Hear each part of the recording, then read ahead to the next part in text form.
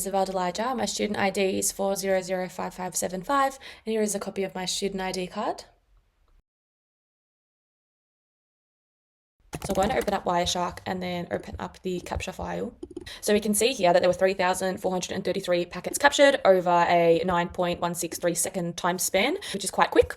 The average packet rate is 374.7 packets per second with an average packet size of 150 bytes. And given the small nature of this packet size, it could be an indicator of a HTTP request flood. As we can see here, the traffic from address A, which is 10.0.0.2 to address B, 10.128.0.2 is higher than in the reverse direction. The amount of bytes sent from A to B is 293 kilobytes compared to the reverse direction, which is only 221, and similar in bits. So we've got 256 from A to B compared to the reversed, which is 193. This indicates a HTTP GET to FLOOD attack where address A is flooding address B with GET requests, and then the address B 10.128.0.2 is responding with the web content.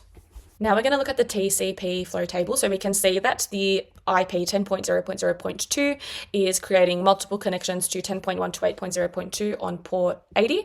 We can also see that each connection is a total of around 12 to 14 packets, with around 7 to 8 packets being sent from the source to the destination, so from A to B, compared to the opposite, which is around 5 to 6 packets from B to A.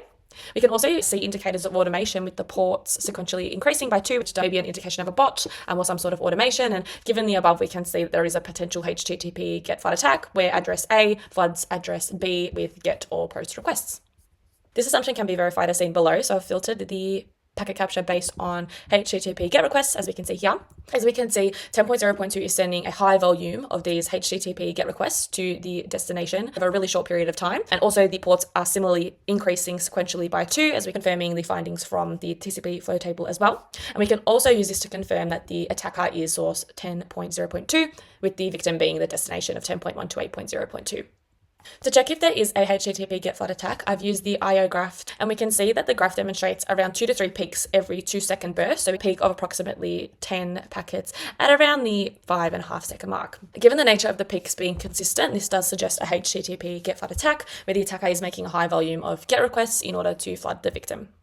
In order to check for HTTP post flood attacks, I've just changed the filter to post to check for any post requests. As we can see here, there are no post packet requests, indicating that there is no evidence of a HTTP post flood attack.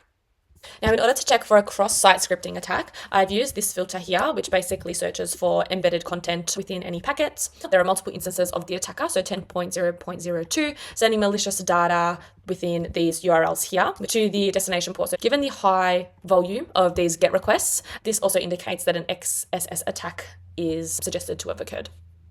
To check for any SQL injection attacks, I've used this filter here, which basically just searches for any SQL, scripts. We can see here that there are no indications of any SQL packets for select and none for 1 = 1 as well, which is common in SQL injection attacks, indicating that there is no evidence of such attack. In order to check for a TCP SYN flood attack, I've just used this filter here. So we can see that 10.0.02, which is the source, have sent a high volume of TCP packets to the same destination port over port 80. And we can also see that this is done over a short period of time as well, similar to the HTTP GET flood attack. And we can also see that the same thing, the port is increasing sequentially by 2, indicating either a bot or some automation. And given this, we can come to the conclusion that a TCP SYN flood has been occurred, just given the high nature of TCP SYN requests given to the same destination over a short period of time. To verify this, I've just used the IO graph to demonstrate the TCP packets captured over time. So as we can see here, there are frequent peaks of around 5 to 6 packets per second. We can also see periods of dips as well, which is around 1 to 3 packets per second. So we've got various dips here. And I guess given the rapid burst of these peaks, a TCP SYN flood is suggested. To check for a TCP reset attack, I've just used this filter here to check if there are any. As we can see here, there are no packets containing any reset requests, indicating that there is no evidence of a TCP reset attack. Similarly, to check for DNS spoofing attacks, we've just filtered using the DNS. As we can see, there are no DNS packets captured, indicating that there is no evidence of a DNS spoofing attack. As we can see here, to check for any ICMP flooding, I've just used the filter here, ICMP, and as we can see, there are no ICMP packets, indicating that there is no evidence of an ICMP flood attack. And finally, to check for any ARP spoofing attacks, I've just used the ARP filter here. As we can see, there are no ARP packets, indicating that there is no evidence of an ARP spoofing attack.